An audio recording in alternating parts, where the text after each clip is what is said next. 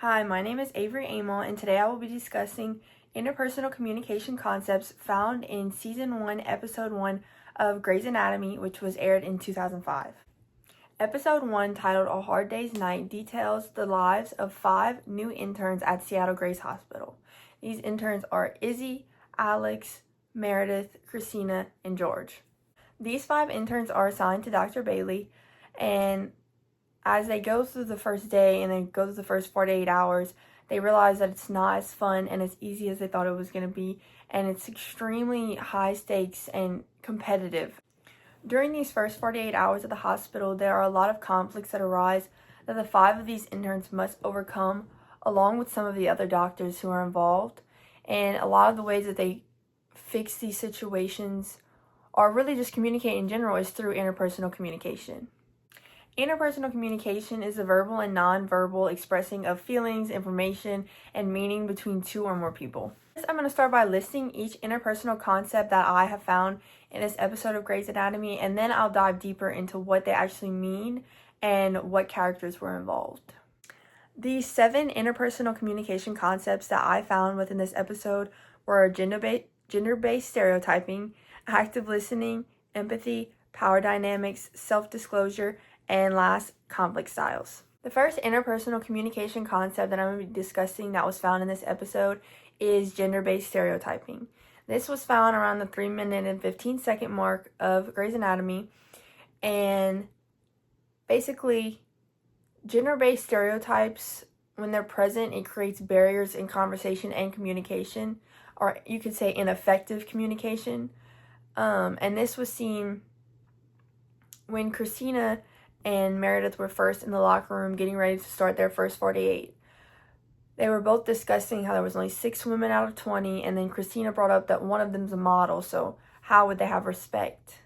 Or how would they gain respect from their peers?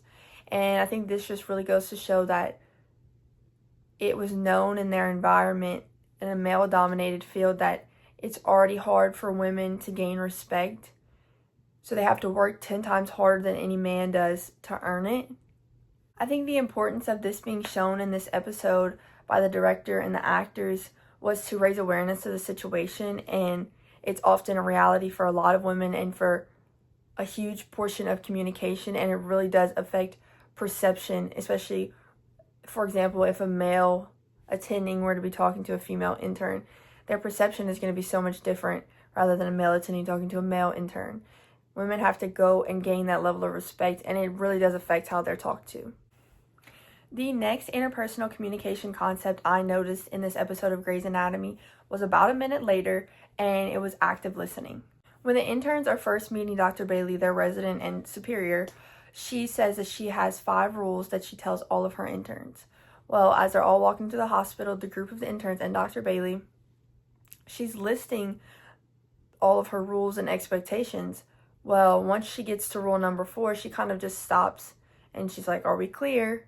Well, Meredith, one of the interns who was listening attentively, responds to Dr. Bailey and asks, "I thought you had 5 rules, you only said 4.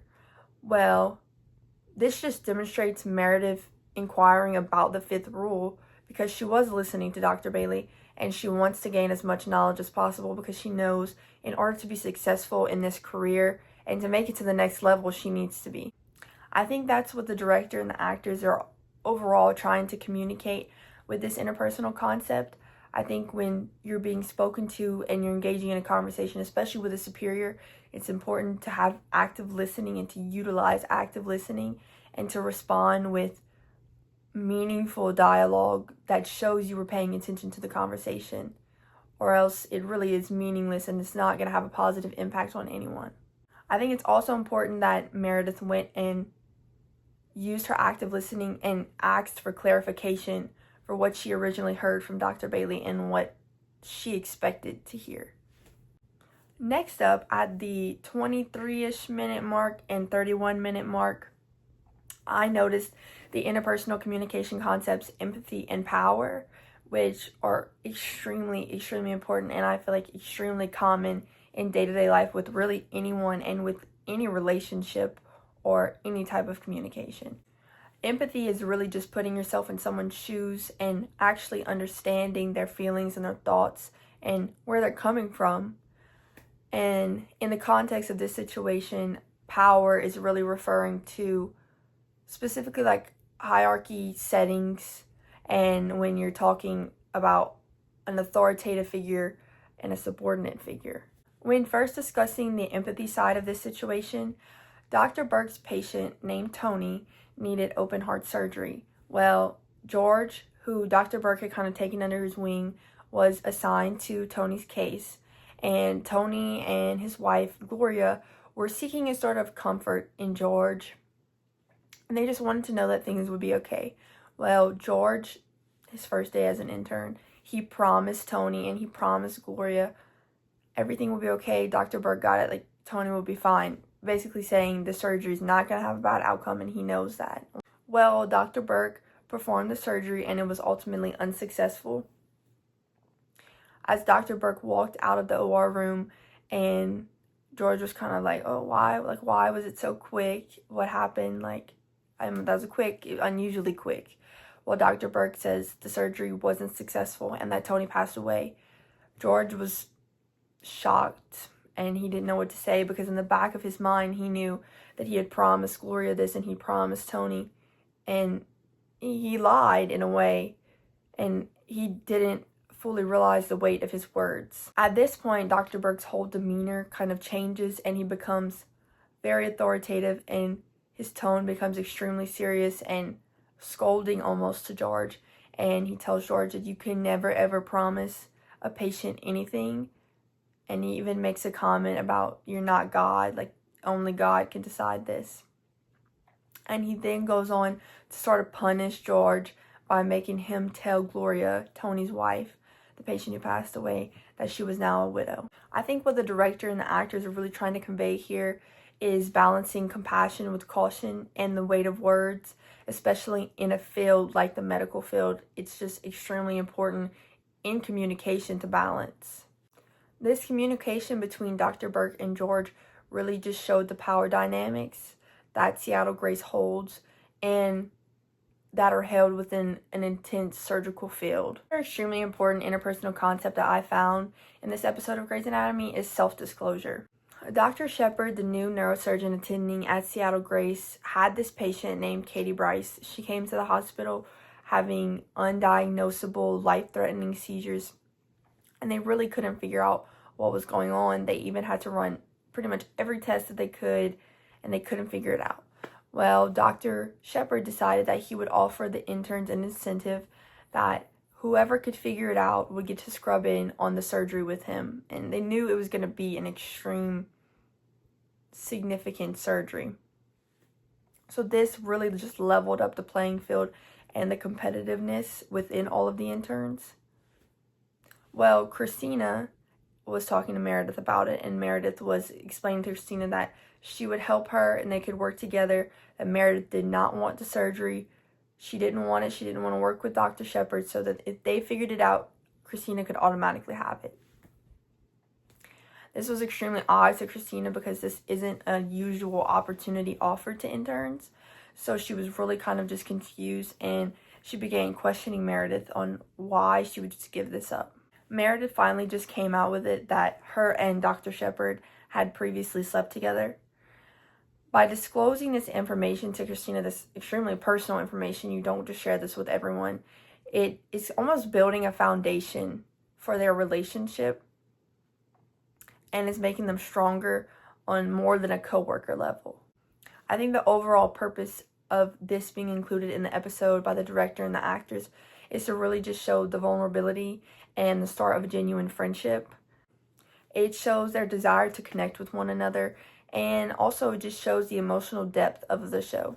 The last of the two interpersonal communication concepts that I identified in this episode are conflict styles and nonverbal communication, which in my opinion and in this situation specifically really go hand in hand with each other.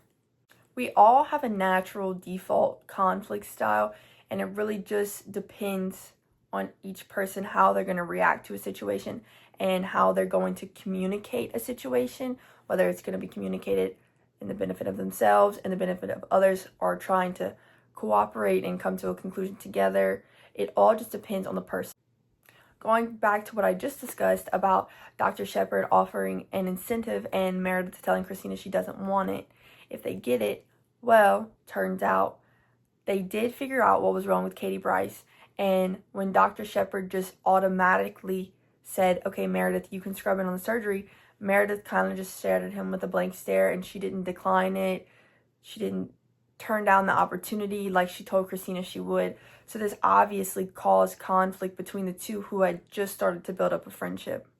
At around the 32-minute mark, it's shown that Meredith walks into the hallway where Christina and Izzy are sitting on one of the hospital beds, just taking a break while they have a minute.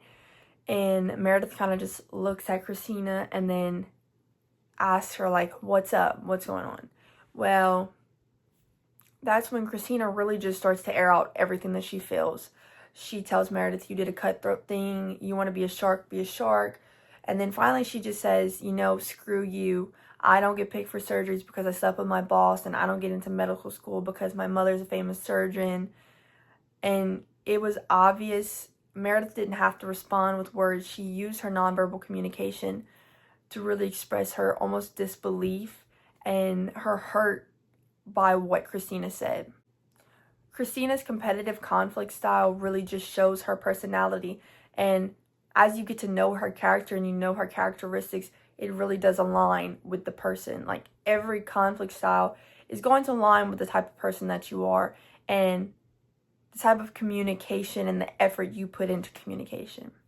I think the overall message of this concept being displayed is really to show the intense pressure and the competition in surgical residency, because it's not an easy environment. It's not relaxed at all, and it really can cause a strain on relationships and friendships within the environment. I think not only did this situation show a lot of emotion, and the communication itself showed a lot of emotion, but I think it also opened up the characters' insecurities to viewers, because it's very obvious that Christina, not necessarily insecure, but she has her feelings about the level of competitiveness that she wants to hold in the surgical internship. While Meredith, on the other hand, Christina basically aired out all of Meredith's insecurities about her mom, about sleeping with her boss. And once again, that's really shown non-verbally by the look on Meredith's face and how she reacted and kind of just walked away after she looked at Christina like, what did you just say? Through these 7 concepts, as viewers, we're able to see the complexities of navigating a personal and professional life, especially in an environment such as theirs. I think what can be learned overall is the effectiveness of communication, because it really is truly so important, and something as small as a look really can change a conversation or hold so much meaning that is often just not realized and is kind of overlooked.